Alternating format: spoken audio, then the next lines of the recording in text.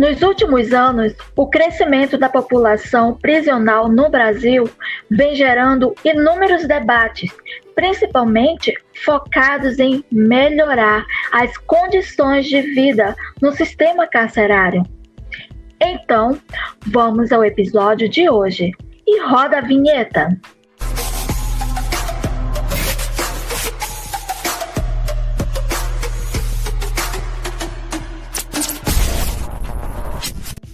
Fala galera, tudo bem? Estamos aqui em mais uma semana do nosso podcast, trazendo para vocês os principais temas do momento.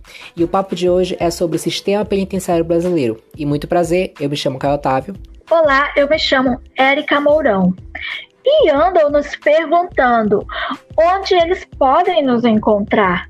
Só lembrando que nosso Instagram agora é @juntosemisturados_OFC. E em quais plataformas estamos disponíveis, senhor Caio?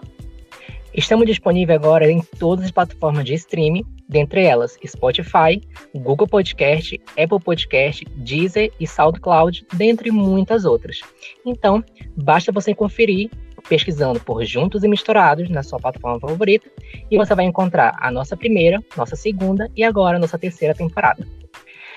E hoje recebemos uma pessoa muito especial. Se apresente, dá um oi para o nosso público e fique à vontade no nosso meio.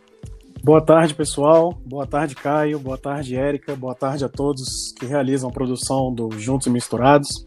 Boa tarde a todos aqueles que estão nos ouvindo e que nos ouvirão.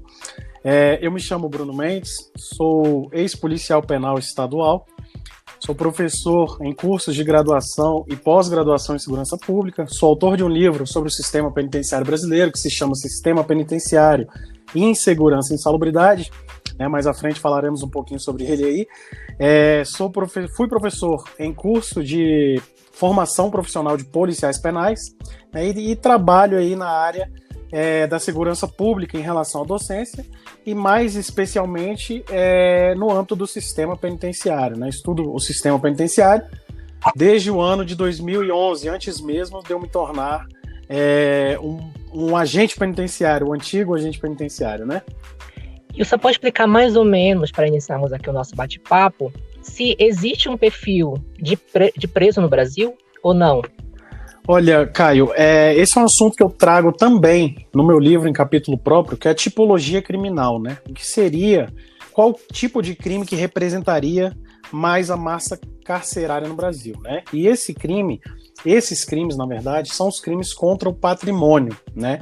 Os crimes contra o patrimônio são os que mais representam prisões no Brasil, tá? E para falarmos aí do perfil do preso brasileiro, eu tenho que puxar um pouquinho mais do início, né, dessa história toda de sistema carcerário ou sistema penitenciário, que é o fato do sistema de justiça criminal, ou seja, a polícia, Ministério Público, Poder Judiciário, o próprio sistema penitenciário, não realizarem uma correta classificação de criminosos no Brasil. Tá?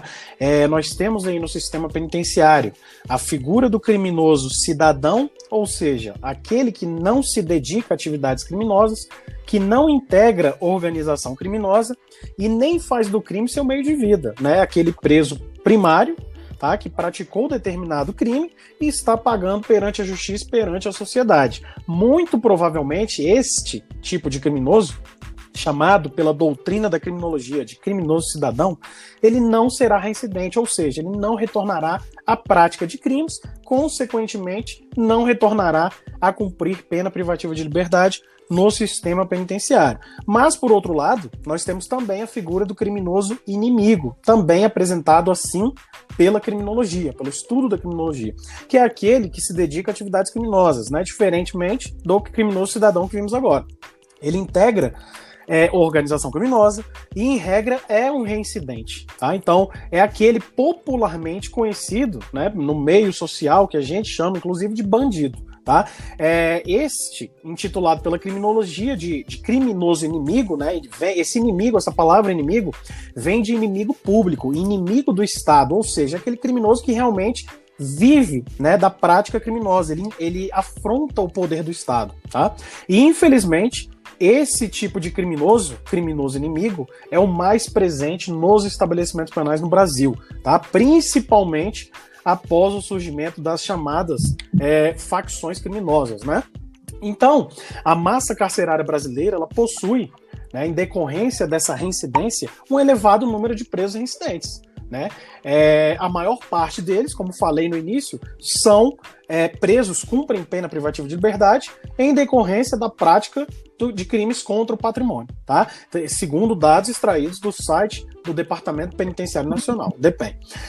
E a não realização dessa classificação que falei em relação a criminosos, que deveria ser feita de uma maneira muito mais adequada em relação ao sistema de justiça criminal, acarreta um prejuízo para a própria ressocialização daquele preso que quer ser ressocializado. Eu costumo falar que a ressocialização, apesar de não ser ofertada da maneira como deveria, ela existe. Mas existe para aquele preso que quer ser ressocializado. O Estado não pode impor a ressocialização, a reeducação para determinado indivíduo, para determinado preso. Ele deve querer. Então, é um sentimento que deve partir de dentro da pessoa, né? O Estado tem que ofertar. Mas quem deseja a ressocialização, é que vai buscar os meios, através daqueles fornecidos pelo Estado, para ser de fato reeducado, ressocializado, construir aí uma profissão, né? Ter ali um caminho direcionado para que ele não tenha uma vida desregrada lá fora, assim como teve antes da prática do crime, tá? Então, essa questão do tipo de preso, do perfil de preso brasileiro, está muito ligado também a essas falhas do sistema de justiça criminal, que não faz uma correta classificação de criminosos. E, no caso, qual a verdadeira origem da crise do sistema penitenciário brasileiro e que acabaram perturando até os dias atuais? Exatamente. Na verdade, quando a gente fala em origem, né, essa origem, ela não decorre de apenas um problema. São diversos problemas, né, que causam aí essa origem da crise vivenciada até hoje no sistema penitenciário brasileiro. Dentre esses graves problemas que geram essa crise, eu posso citar a omissão estatal, né, que é muito importante citarmos aqui a omissão dos estados, ou seja, do poder público, em relação ao sistema penitenciário como um todo.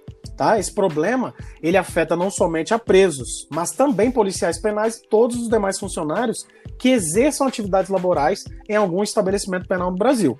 Então, seguindo aí da omissão estatal, eu posso citar aqui também a superlotação de presos, tá? Que acabou resultando em outros graves problemas, como, por exemplo, o surgimento das facções ou organizações criminosas. Tá? Resulta também, em decorrência dessas facções, da criação, do surgimento dessas facções, morte de presos dentro dos estabelecimentos penais, né? E hoje, essas mesmas organizações criadas a partir da superlotação de presos, ela representa o maior problema para o poder público, né, para a segurança pública no país. Então, é fato que essas facções, né, assim denominadas as organizações criminosas dentro do sistema penitenciário, surgiram como uma forma de mostrar ao poder público que o sistema penitenciário está abandonado. Tá? Então, é outro grave problema. Seguindo desse problema da superlotação, tem outro também aqui que destaco, que é de bastante importância, que é a má gestão da pasta da administração penitenciária. E eu falo aqui, pessoal, em âmbito nacional, tá? Em todos os estados da federação e no Distrito Federal. É um problema comum a todos os entes.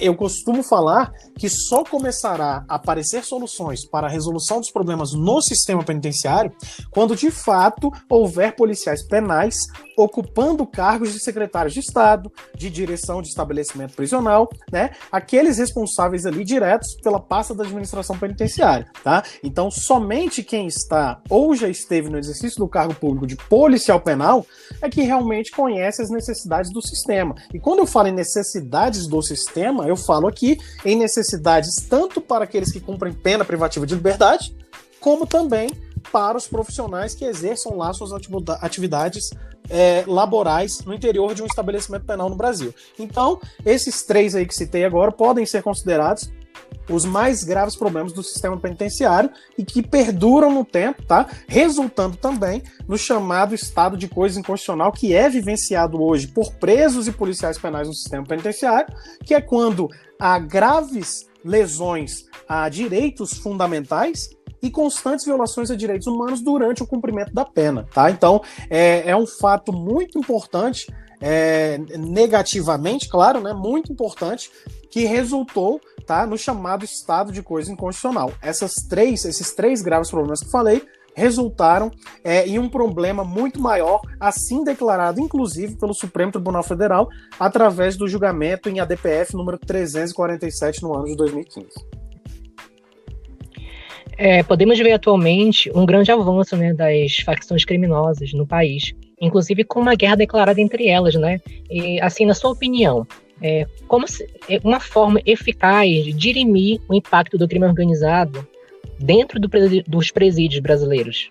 É verdade. As facções, elas surgiram, na verdade, desde a década de 80, né? Lá no presídio da Ilha Grande, né? Nós temos aí, por exemplo, o Comando Vermelho, chamado hoje Comando Vermelho, que ele foi constituído dentro do presídio de Ilha Grande na década de 80. Então é um problema já muito antigo. Apesar disso, né, nós tivemos conhecimento de fato do poder paralelo dessas organizações no ano de 2006, que foi quando houve aquela mega rebelião organizada pelo PCC no estado de São Paulo, né? Assim elas ficaram mais conhecidas tanto no Brasil quanto no exterior também, né? E criadas dentro dos próprios estabelecimentos penais no país. Eu acredito que uma forma mais eficaz de combate a essas organizações criminosas seja a atuação integrada e coordenada dos órgãos ou instituições de segurança pública, tá? Como já vem sendo realizada na prática. Nós já temos essa integração das instituições de segurança pública, principalmente depois da promulgação da Lei 13.675 de 2018, que institui o Sistema Único de Segurança Pública no país, o SUSP, tá?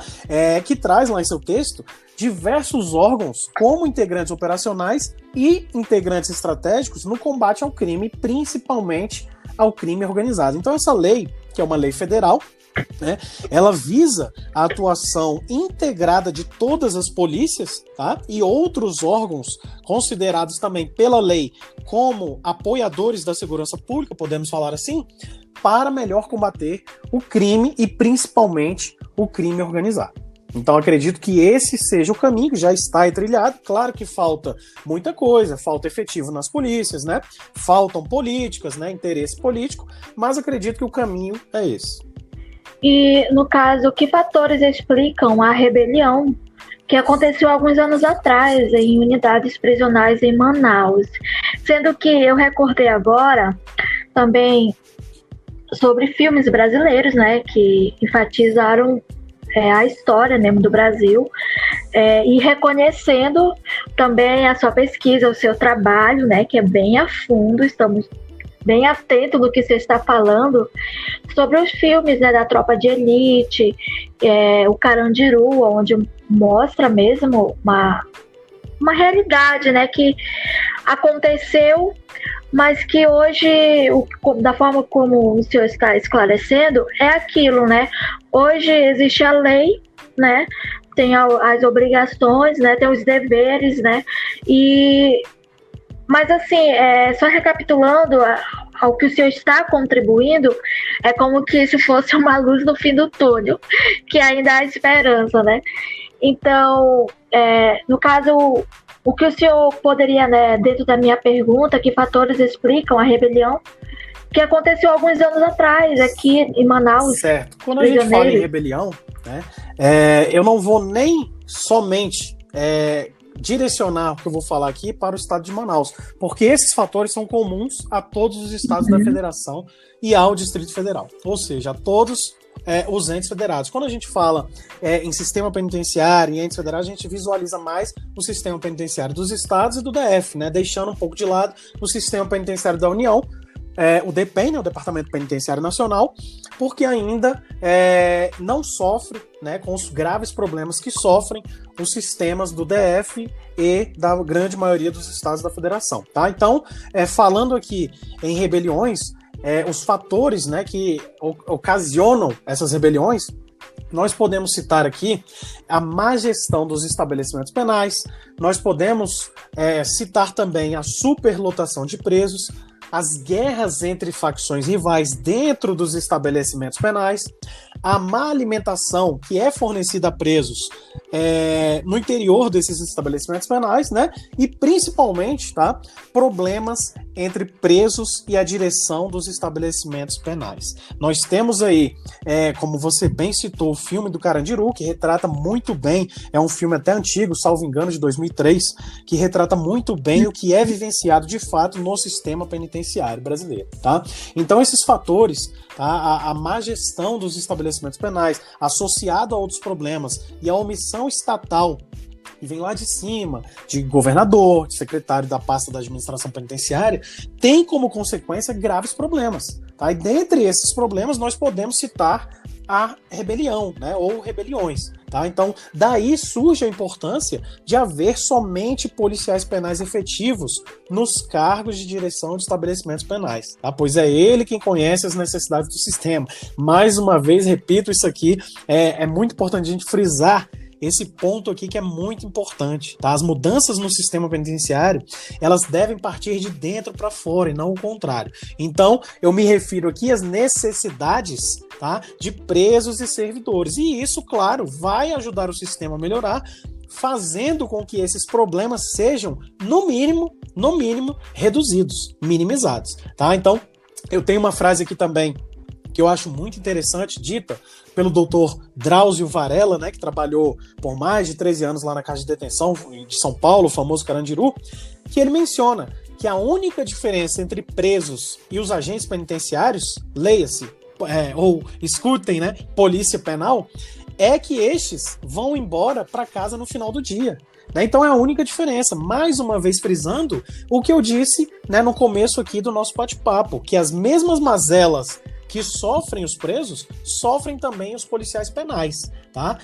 Eu até falo, né, para muita gente, eu falo, principalmente quando fui lá professor em curso de formação, eu falava para os candidatos, para os alunos, né, na última etapa do concurso, que não é uma cena bonita da gente presenciada, a gente vê, né? Ao adentrar num estabelecimento penal, você já percebe, né, diversos problemas, são mazelas muito grandes sofridas lá dentro, tá? Então, eu acho muito interessante essa frase dita aí pelo Dr. Drauzio Varela. E, em relação aos fatores que explicam, são aqueles mesmos que citei também anteriormente, em relação aos avanços da facção, né, e de outros problemas relacionados a presos que cumprem pena privativa de liberdade no sistema penitenciário. Existem medidas que podem ser realizadas de tanto longo a curto prazo para amenizar, né, essa situação do sistema penitenciário brasileiro? Olha, Caio, existem, tá?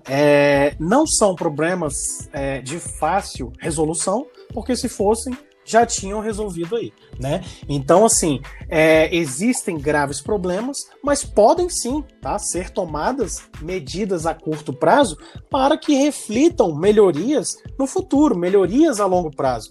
Então, o que poderias fazer no momento, a curto prazo, para tentar refletir essas melhorias lá na frente, seria, por exemplo, reduzir a superlotação de presos nos estabelecimentos penais. Tá? Há, na grande maioria desses estabelecimentos penais no Brasil, também que seja aumentado o número de efetivo de policiais penais, ou seja, de servidores públicos concursados, né? Bem como estes passarem a exercer o comando dos estabelecimentos penais em cargos de direção. Então, eu acredito que uma melhoria a curto prazo, que certamente seria refletida em melhorias lá na frente, tá? Ou seja, a longo prazo, seria reduzir a superlotação de presos e aumentar o efetivo de policiais nos estabelecimentos penais. Hoje, em qualquer presídio brasileiro de médio a grande porte, trabalham por plantão cerca de 4 a 12 ou 15 policiais penais no máximo, em média, tá? Para cuidarem da segurança de um estabelecimento penal que aloja mais de 1.000 presos. Então, é uma covardia numérica muito grande, e isso aí decorre também vários outros problemas graves, como eu já falei aqui também, tá? Na minha época, quando fui policial penal ainda na figura do agente penitenciário em determinado estado da federação, éramos 4 policiais penais para cuidar de um estabelecimento que alojava 1.250 presos. Então, é uma covardia numérica muito grande que há na relação entre presos e policiais penais. Então, a mudança, mais uma vez repetindo, a mudança no sistema penitenciário deve partir de dentro para fora e não o contrário, para que lá no futuro, a longo prazo, nós possamos ver, né, visualizar essas melhorias. Mas, assim, uma pergunta, prender o criminoso é a melhor solução? E existem outras alternativas, principalmente Olha, a Érica, crimes de menor gravidade? Desde os tempos mais primórdios da humanidade, era já utilizada para segregar do convívio social um determinado indivíduo, né, que esteja ali, que estivesse em conflito com as normas, sejam essas normas morais ou normas já positivadas. Então, servia já para segregar esse indivíduo do convívio social. O problema é que atualmente há ainda apenas essa segregação temporária do indivíduo do convívio social. Tá? Poucos, né, governos, poucos estados se importam com a questão da reeducação, da ressocialização desses criminosos. Né? No Brasil, nós trabalhamos muito com a repressão criminal e pouco com a prevenção criminal.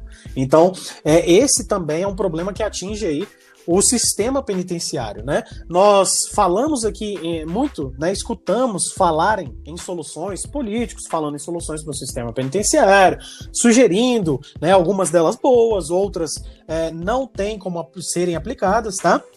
E isso por quê? Porque são pessoas que direcionam ali seu foco, né, de atuação num local que nunca adentrou.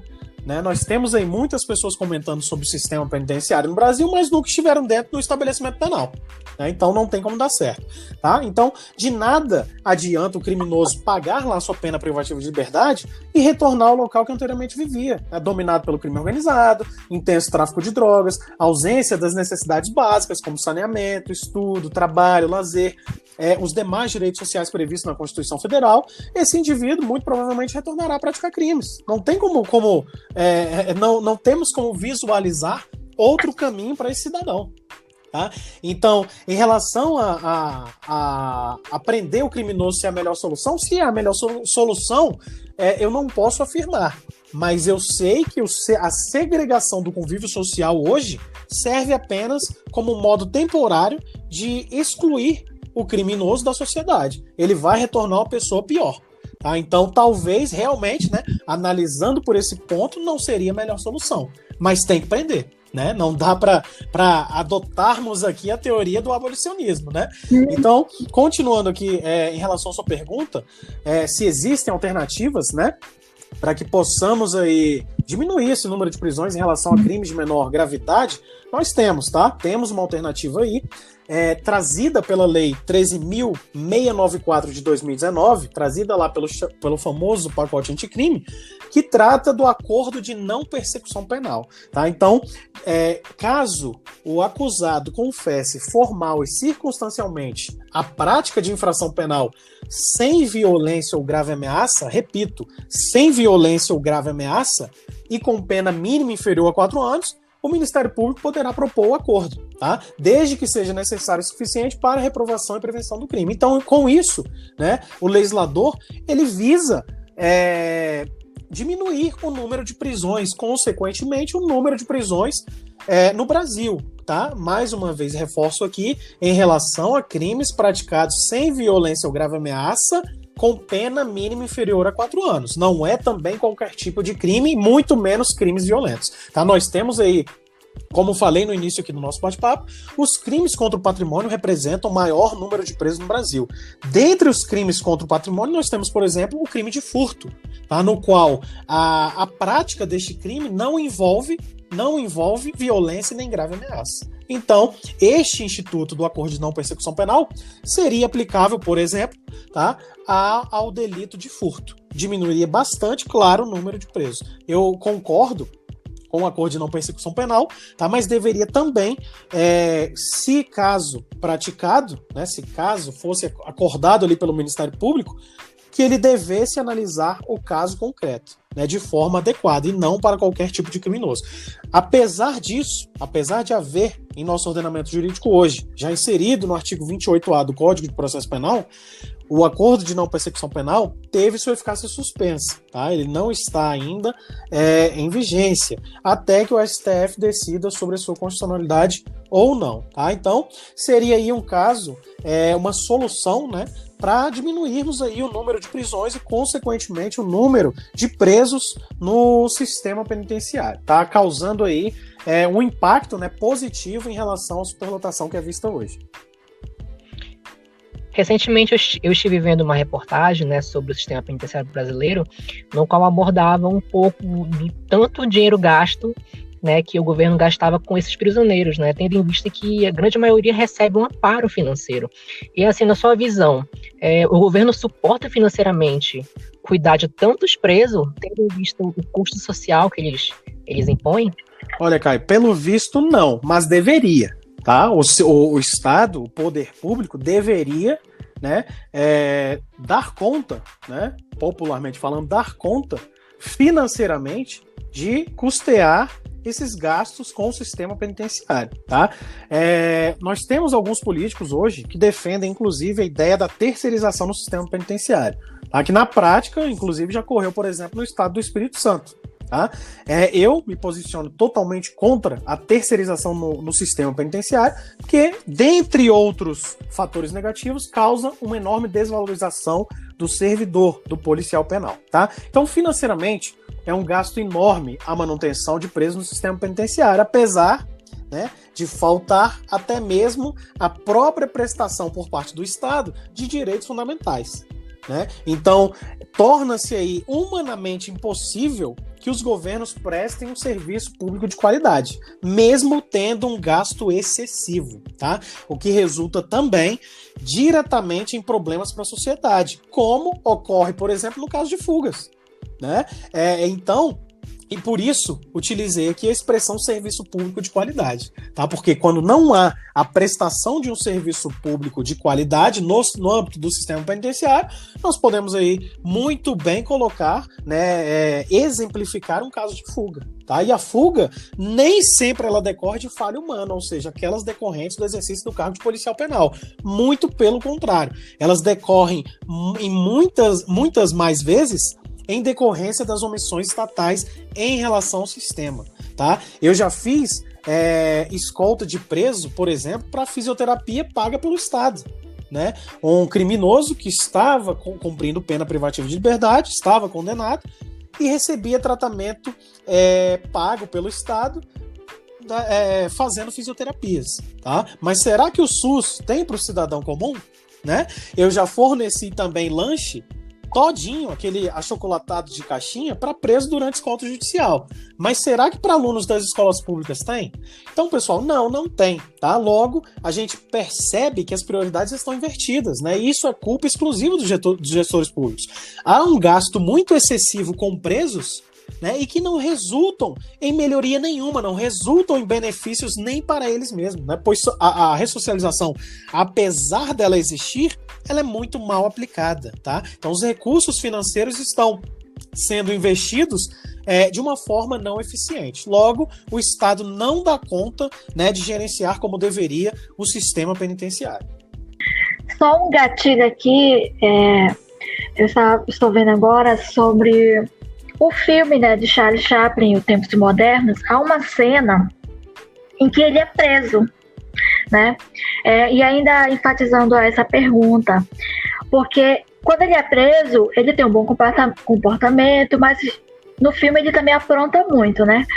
Porém, ele prefere, em certo momento, voltar, porque ele tinha onde dormir, ele tinha comida, né? Tinha as regalias.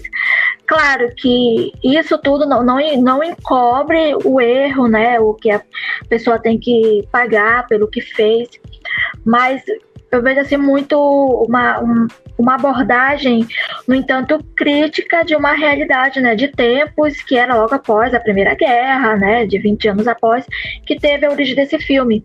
E hoje mesmo, né, o que foi ressaltado, eu não tenho assim tanto, eu não tenho conhecimento profundo, né, sobre o sistema penitenciário, mas eu cheguei a visitar uma vez só, quando eu ainda era criança, e eu lembro dessa imagem, de que eu vi os presos, né, todos lá, mas um preso, que estava lá, ele falou assim: eu quero água, você pode me dar água? Claro que eu era criança, eu me assustei, né? Eu estava com a minha prima e não queria, eu estava com muito medo. Mas assim, é uma realidade que é lamentável, né? Porque há tantos que têm poder e não usam o que tem, entendeu? Mas assim, dentro da minha pergunta, aqui os privilégios e regalias de pessoas com grande poder financeiro. E quais os critérios que poderiam ser adotados para a prisão domiciliar, você falou então? De um assunto Também bem interessante, que é a falta de água. A falta de água, por incrível que pareça, é um problema comum em quase todos os estabelecimentos penais do Brasil, tá? Então esse fato de o preso ter te pedido água, né, que assusta, claro, ainda mais criança, né, é um fator, tá, negativo comum no sistema penitenciário. Falta água mesmo, tá? Muitas vezes nós não podemos só culpar também o Estado, o poder público em relação a isso, muitas vezes por causa deles mesmos, né? Nós sabemos que é um público que tem ali um intelectual baixo, né? A maioria é nível fundamental incompleto, então tem uma educação fraca, né? Então, devido a isso também resulta na falta d'água, tá? Se deixar lá ligado, por exemplo, a água o tempo todo, eles vão acabar com a água, né? Porque não tem aí a educação, o bom senso de utilizá-la, tá? Mas, por muitas vezes, também a culpa é do próprio Estado. Então, falta água mesmo, tá? Um problema comum. Em relação aqui aos privilégios e regalias que você falou, eu acredito que esses privilégios, tá? Eles não existem ou não deveriam existir no interior dos estabelecimentos penais, tá? Ali durante o cumprimento da pena. A prisão ou deveria, né, pelo menos, ser igual para todos os presos, tá? Em relação aos critérios que poderiam ser adotados para a prisão domiciliar, esses critérios, Eric, eles estão lá expressos nos artigos 318 e 318-A do Código de Processo Penal, tá? Elenca lá os casos nos quais o juiz, diante da análise do caso concreto, poderá conceder a prisão domiciliar. Eu acredito que o que falta, no caso da prisão domiciliar, é a fiscalização, tá, no cumprimento desse tipo de prisão. E falhas, claro, na classificação dos criminosos que terão benefício concedido. Eu concordo com os requisitos trazidos na lei e discordo da maneira como são muitas vezes concedidos, tá? Então, mais uma vez eu ressalto aqui a importância da classificação, da correta classificação de criminosos no Brasil. O sistema de justiça criminal não faz essa correta classificação e muitas vezes acaba colocando em liberdade ou retirando ali, né, do âmbito do sistema penitenciário e colocando em prisão domiciliar criminosos de alta periculosidade. E, por outro lado, condenando e privando da liberdade pequenos furtadores, né? Então não há uma balança justa em relação a isso. E, consequentemente, aquele que tem um poder econômico mais alto, claro, vai ter mais chance de prolongar a efetivação da prisão e, consequentemente, de ser absolvido lá na frente, né? Através dos vários recursos concedidos aí na lei, né? Então, assim, em relação à prisão, né, propriamente dita, a privação da liberdade ali, é o cumprimento da pena, não tem regalias, não tem privilégios, tá? Ou pelo menos não deveria ter. Isso aí é uma situação mais extramuros, né, em relação lá ao processo, a questão processual penal, tá? Outro detalhe é que muitas pessoas que não conhecem o sistema penitenciário, inclusive políticos, né, que nunca pisaram no estabelecimento penal, mas querem opinar. Eles falam que preso tem vida boa. Estamos dando vida boa.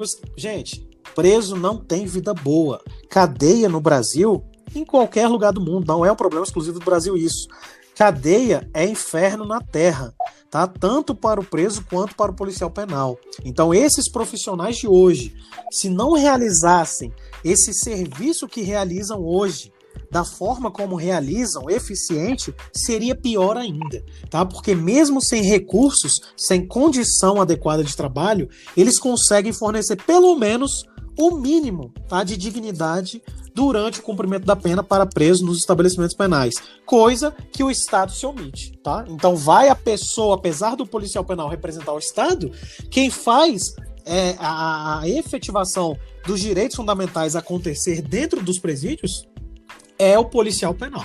Tá? Então é muito importante aqui ressaltarmos a grande importância desses profissionais, tá, no âmbito do sistema penitenciário.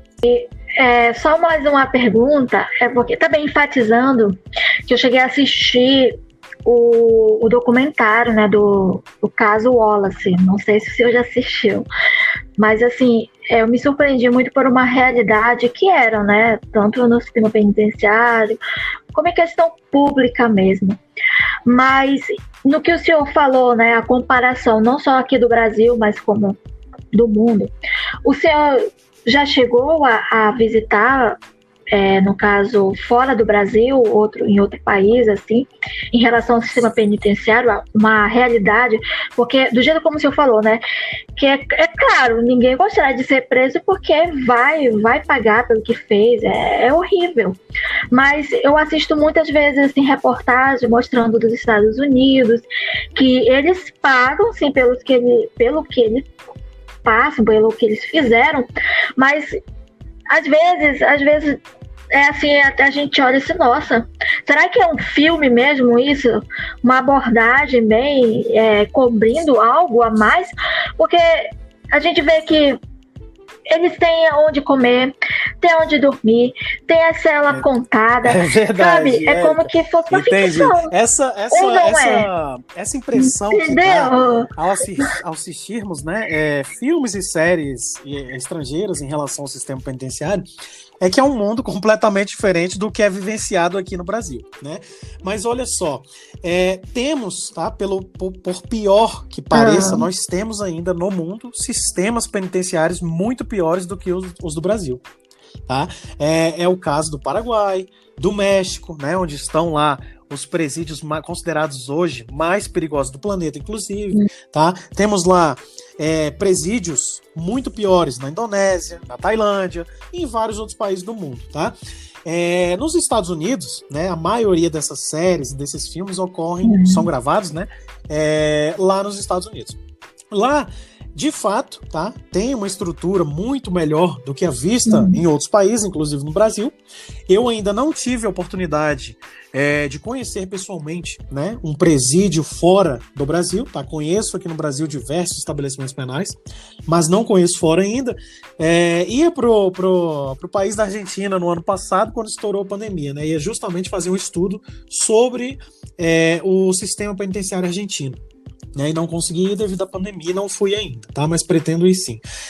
Tá? Então, quando a gente tem essa visão dos presídios lá dos Estados Unidos, a gente vê que a realidade no Brasil é muito diferente. Mas temos, por outro lado, o sistema penitenciário federal, que muito se equipara àqueles que a gente vê nessas séries e filmes lá dos Estados Unidos, tá? O sistema penitenciário federal, realmente, em comparação ao sistema penitenciário dos estados e do Distrito Federal, é outro mundo também, tá? São presídios de estrutura enormes, construídos com um padrão de segurança muito elevado, tá? Principalmente em comparação dos estados e dos DF, né? Tem lá os espaços destinados ao atendimento de presos, né? Tem os espaços destinados ao trabalho do preso, ao estudo do preso, então fica mais fácil proporcionar ali meios para que o preso seja reeducado, ressocializado, tá? Em alguns estados da federação, como é o caso do estado do Espírito Santo, por exemplo, que já teve a pior estrutura do país, onde presos eram alojados em container, aqueles containers de mercadoria de navio, sabe? Colocados embaixo do sol, tá? Então já foi desse jeito. Hoje está entre as melhores estruturas prisionais do país. Tá? Hoje os presídios lá sofreram transformações e estão naquele mesmo padrão de construção, de segurança, né, e outros pontos positivos dos presídios federais do DEPEN. Tá? Então são estruturas muito boas que também proporcionam uma maior segurança para presos e policiais penais, bem como para que a ressocialização seja, né, efetivada. Tá? Então nós já temos em alguns estados presídios que também se equiparam àqueles que a gente vê nas séries e filmes dos Estados Unidos. O senhor possui uma obra sobre o sistema penitenciário brasileiro. Dentre todas as situações ou acasos, quais chamaram mais atenção no decorrer da sua produção do seu livro? Isso, Caio. Eu sou autor de um livro, né, sobre o sistema penitenciário, o título dele é Sistema Penitenciário em Segurança e Insalubridade. As pessoas podem encontrá-lo no site da Amazon.com.br, em formato físico e em formato digital no site da Hotmart. Né? Ele é o único livro que descreve detalhadamente, tá, ao longo de 300 páginas, separadas por 55 capítulos, o funcionamento do sistema penitenciário brasileiro e o exercício do cargo de policial penal na prática. Tá? É o único escrito por quem já esteve frente a frente com presos no exercício do cargo de policial penal no Brasil. É um livro bem interessante, tá? Com pontos muito relevantes, e eu estou sempre disponibilizando trechos, ou até mesmo prints, né, da própria página do livro, que estão sempre aí acontecendo, né? Situações que eu trago lá que estão sempre acontecendo na prática, tá? Coloco também muito conteúdo sobre o sistema penitenciário no meu Instagram, @BrunoCPazMendes, tá? Então, Caio, esse livro é para que a sociedade em geral conheça o sistema penitenciário, que é um local que sabemos, mesmo sem ter adentrado, que é um local altamente insalubre e perigoso, né?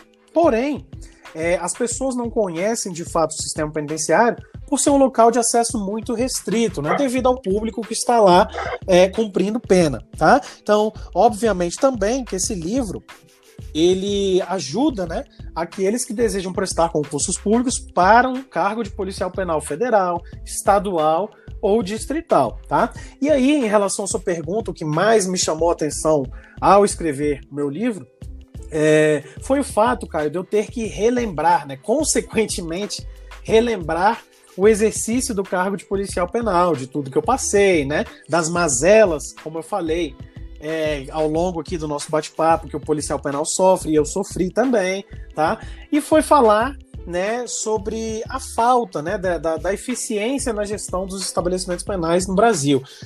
Eu via lá, no exercício do cargo, né, as chances, né, as oportunidades de mudança são grandes, tá? Mas ninguém faz, né? Poucos fazem, né? Nós não podemos também generalizar. Poucos fazem mudanças, tá? Então, ao escrever o livro, eu relembrei de todos, né, esses problemas que eu tive que enfrentar, das mazelas sofridas, da falta de eficiência na gestão, né? Às vezes eu ia lá colocar uma situação X, né, e não tinha retorno, né? Então, é um problema muito complexo o sistema penitenciário brasileiro, tá? São graves problemas que são enfrentados por presos e por todos aqueles profissionais que trabalham dentro de um estabelecimento penal no Brasil. Então, eu acredito que o fato de eu ter escrito um livro, né, me fez relembrar esses pontos negativos em relação ao exercício do cargo de policial penal. Tá? E a finalidade do livro é ajudar, né, aqueles que já são policiais penais, bem como aqueles que pretendam ser. E antes de partir para a pergunta dos ouvintes, eu queria que o senhor me respondesse uma pergunta que é uma dúvida assim, que quem está de fora, né, sempre tem. O senhor, na sua trajetória como agente do presídio, já passou por alguma situação de perigo, de ameaça? Porque, assim, a gente sabe que lá dentro tem todos os tipos de pessoa.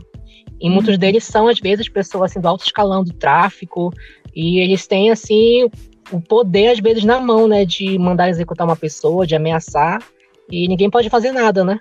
Verdade. Caio, essa é uma pergunta, eu acho que é a pergunta que eu mais escuto em relação a ameaças, né, o exercício ali do cargo de policial penal ainda, né, na figura do antigo agente penitenciário, que foi o meu caso. Realmente, é a profissão, segundo a Organização Internacional do Trabalho, é a segunda profissão mais perigosa do planeta, né? Então, só por esse fato, né, a gente já vê que é uma profissão muito perigosa. O público presente, o público no qual o policial penal trabalha, lida ali diariamente no exercício do cargo, é um público muito complicado, sem dúvida, né? Apesar de ter, né, termos em mente a classificação de que falei no início aqui do nosso bate-papo em relação aos criminosos, mas a maioria representa sim o tipo de criminoso inimigo, ou seja, bandido, aquele que vive do crime, aquele que integra a organização criminosa, principalmente hoje, tá? Então, com certeza é um trabalho muito difícil, muito arriscado.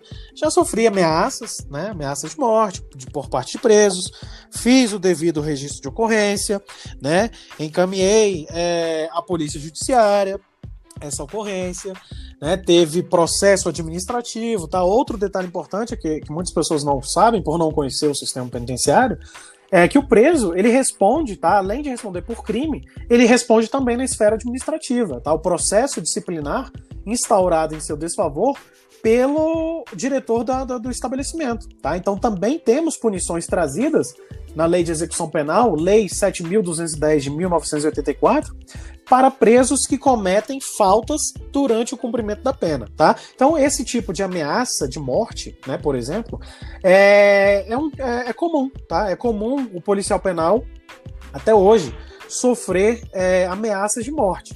Mas muitas vezes ali a gente percebe que é em relação à situação que se encontra. Então são problemas graves, né, enfrentados por presos que geram esse tipo de revolta em relação ao servidor, ao policial penal. É a figura que o preso mais vê ali dentro do estabelecimento penal, é a figura do policial penal. Logo, a afronta ali vai ser em relação a ele. Tá? É comum sofrer ameaça de morte, outros tipos de ameaças, no exercício do cargo de policial penal. Tá claro que todo tipo de ameaça deve ser levado a sério, inclusive, falo isso no meu livro. Tá? Por mais leve que você considere ali a ameaça sofrida, você deve registrar, deve ter a punição ali, pelo menos administrativa, né? A ameaça, nós sabemos, configura crime e também configura infração administrativa no cumprimento da pena, tá? Então, é comum esse tipo de pergunta para quem já foi ou é ainda policial penal, né? E é um tipo de ocorrência comum no sistema penitenciário. Então vamos lá agora para a hora. Os ouvintes enviam suas perguntas para o nosso convidado. E a primeira pergunta é da Luana Almeida. A seguinte pergunta: Oi, pessoal do Juntos e Misturados, sou aluna de Direito. Recentemente, em um diálogo em sala de aula, surgiu a seguinte questionamento: o Brasil prende de mais ou de menos, já que muitas pessoas com mandatos de prisão emitido continuam soltas? Olha, respondendo a pergunta aí da nossa ouvinte, muito interessante essa pergunta, o Brasil prende muito e prende mal, tá? A prisão no Brasil, ela deve legalmente ser tratada como exceção. O direito penal deve ser aplicado quando nenhum dos outros ramos do direito conseguiu solucionar o conflito social, tá? O Brasil, então, prende muito e prende mal. Isso, sabe por quê? Porque a maioria dos mais de 770 mil presos que hoje cumprem pena nos estabelecimentos penais brasileiros, mais da metade está preso preventivamente. Ou seja, foi decretada ali uma prisão preventiva e sabemos que a prisão preventiva não comporta prazo. Tá? Então, muitos desses presos não foram condenados. Estão lá cumprindo pena preventiva, né? Uma pena privativa de liberdade provisória, uma medida cautelar, né? Então, assim, é fato que o Brasil prende muito e prende mal, tá? Muitos desses presos que cumprem uma pena preventiva, uma prisão preventiva, eu já tive a oportunidade de exercer o cargo em CDPs, né, Centros de Detenção Provisória, ou seja, de presos provisórios, e vi muitos deles depois de meses, né, e até ano, saírem pela porta da frente, sendo absolvidos no julgamento. A próxima pergunta é do Sérgio Duarte.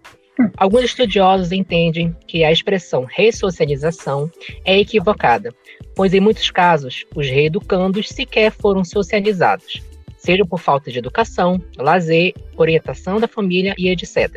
O senhor considera possível haver uma ressocialização no atual cenário carcerário brasileiro? E qual seria uma solução pragmática e viável? Olha, muito importante, tá? Essa questão da colocação, da má colocação da palavra ressocialização, quando na verdade seria uma socialização, né? Muitos deles não foram socializados e por isso estão lá cumprindo pena privativa de liberdade em decorrência da prática de crimes, né? Sabemos, claro, que a educação, ela é, pessoal, o principal pilar do convívio social. Se não tiver educação, não tem nada, não tem saúde, não tem segurança, não tem nada, tá? Então, ao falarmos em ressocialização, hoje a expressão é até reeducação, né, que constitui também uma das finalidades da pena na visão mais moderna da criminologia, tá?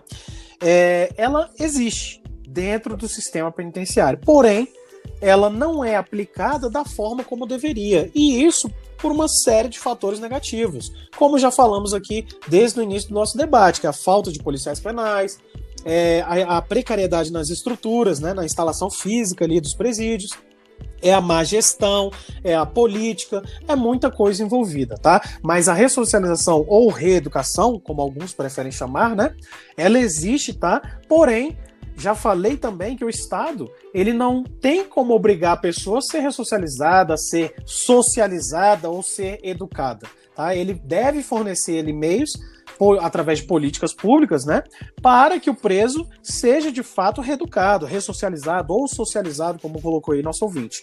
Mas esse interesse, a intenção de largar a vida desregrada do crime e partir para uma nova vida, né, de trabalho, de estudo, deve partir do próprio preso, tá?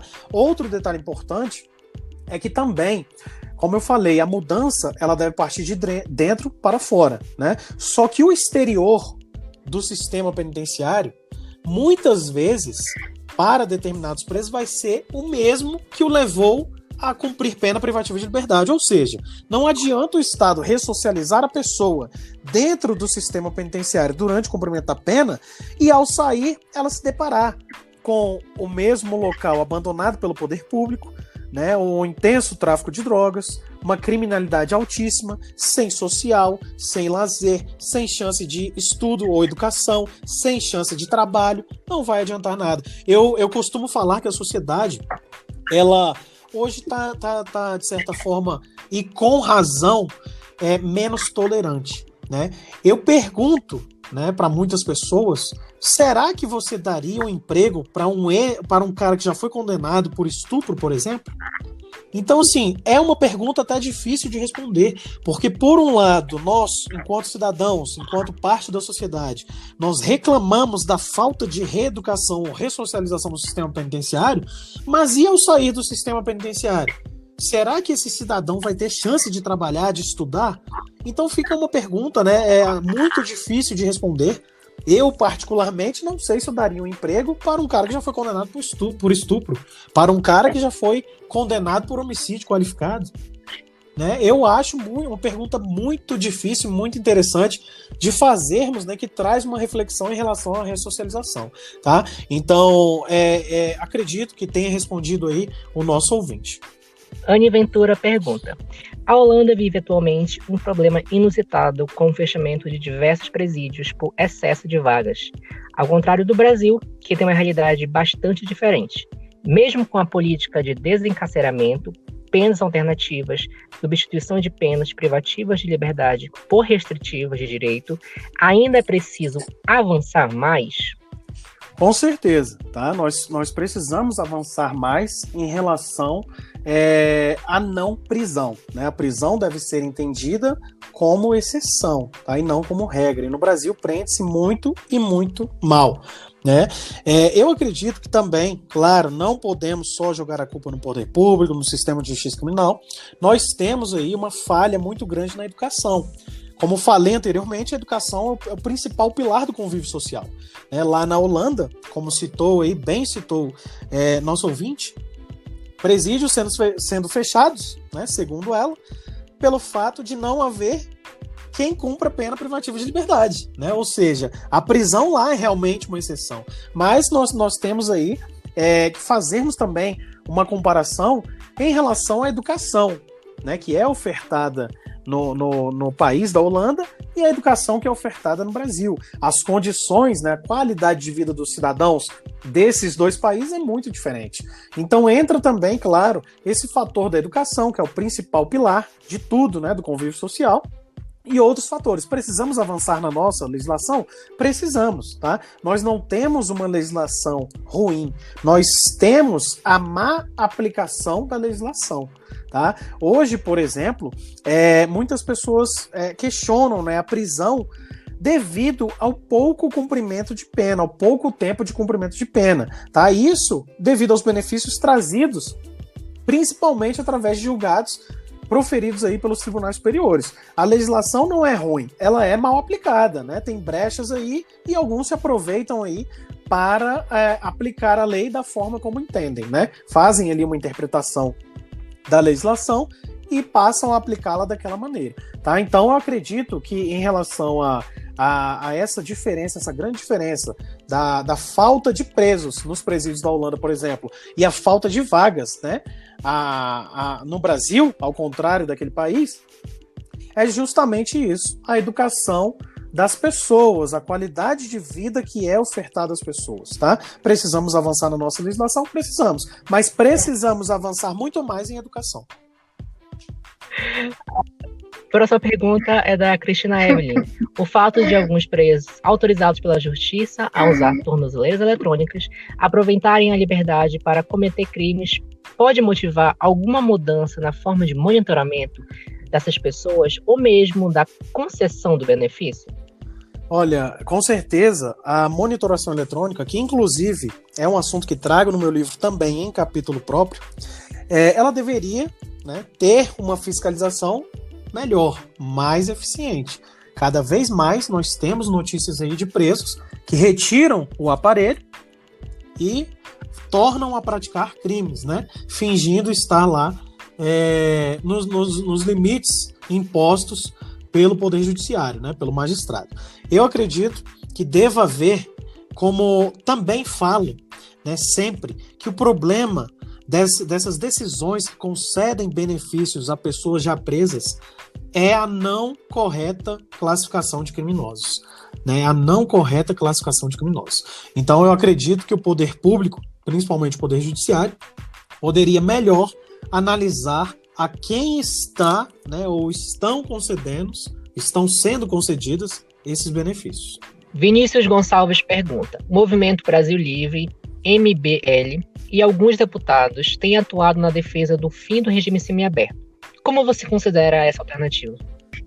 Olha, hoje é comum nós vermos aí ideias, né, políticas, ideias de leis para que se adote o fim do regime semiaberto, dentre outras medidas relacionadas ao sistema penitenciário. O problema é que esses mesmos legisladores, ou seja, deputados e senadores, em sua grande maioria, nunca adentraram, nunca sequer visitaram um estabelecimento penal, né? Então, legislar sobre o que não sabe é complicado, né? Não dá certo, tá? Eu sou contra esse tipo de ideia pelo seguinte motivo.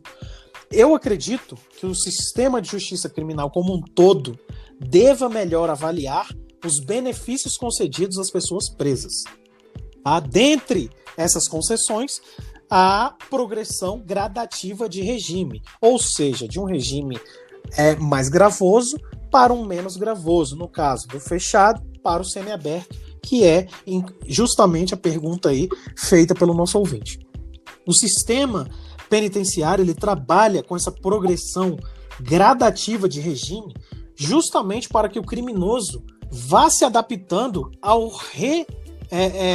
convívio social, à sua reintegração ao convívio social, tá? Então é importante que haja esse tipo de regime, tá? Como eu falei, o mais importante deveria ser, né, haver a correta classificação de criminosos, para que criminosos considerados inimigos, né, ou seja, a figura do bandido, não fosse beneficiada com esses e outros trazidos na legislação.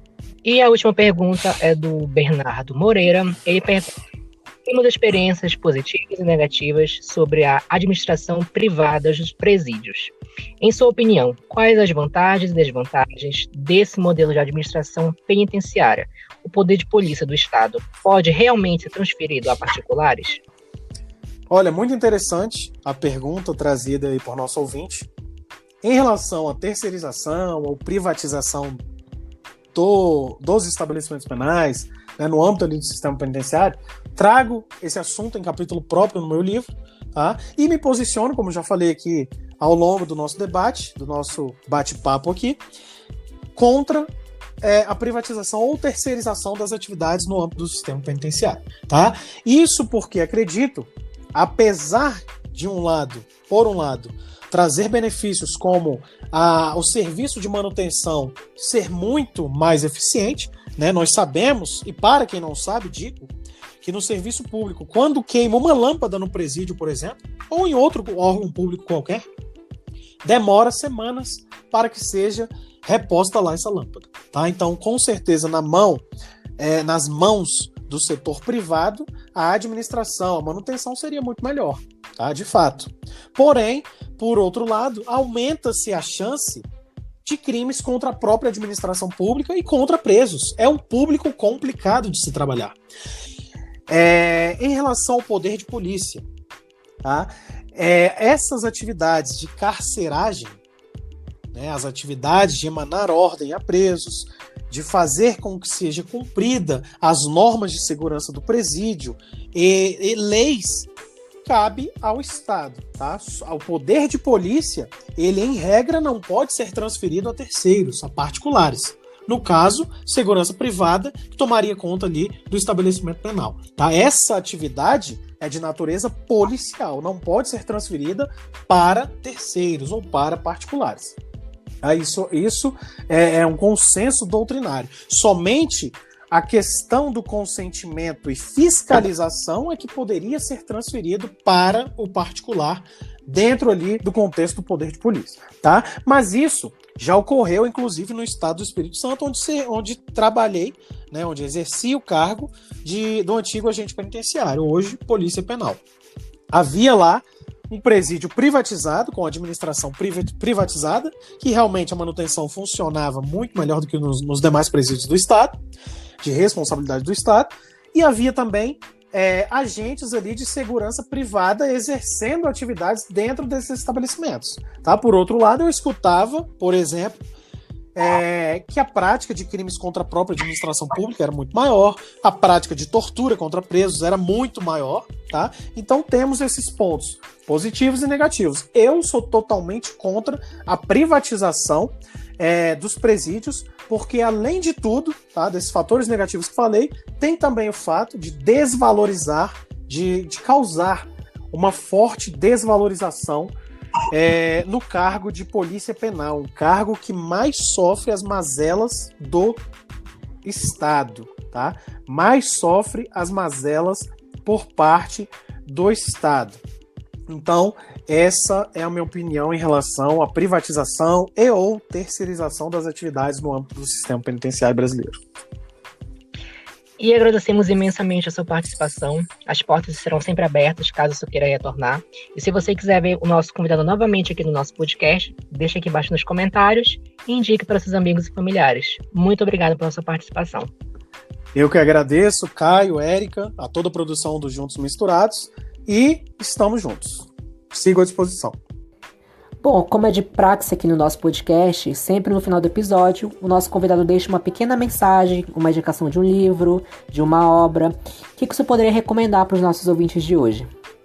Vou indicar aqui a leitura em relação ao nosso assunto aqui, sistema penitenciário e penas, né, cumprimento de pena, a obra Dos Delitos e das Penas, de César Beccaria, tá? Datada de 1764, uma obra muito antiga, mas que até hoje é muito eficiente, tá? Principalmente para estudantes da área do direito, né? Para quem quer também exercer o cargo de policial penal, ajuda muito, tá? E foi, inclusive, uma das referências que utilizei para escrever o meu livro.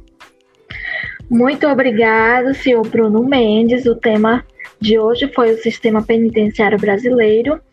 E para você que deseja nos acompanhar em nossas redes sociais, pessoal ou do canal, você também poderá encontrar aqui embaixo na descrição.